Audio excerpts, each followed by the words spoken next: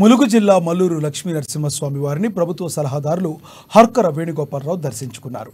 స్వామివారిని దర్శించుకుని ప్రత్యేక పూజలు చేసి మొక్కులు చెల్లించుకున్నారు. ఆ తర్వాత వేద పండితులు మంత్రోచ్చారణలతో ఆయనకు ఆశీర్వాదం అందించారు. లక్ష్మీ నరసింహస్వామి వారిని దర్శించుకోవడం చాలా సంతోషంగా ఉన్నట్లు వేణుగోపాలరావు తెలిపారు.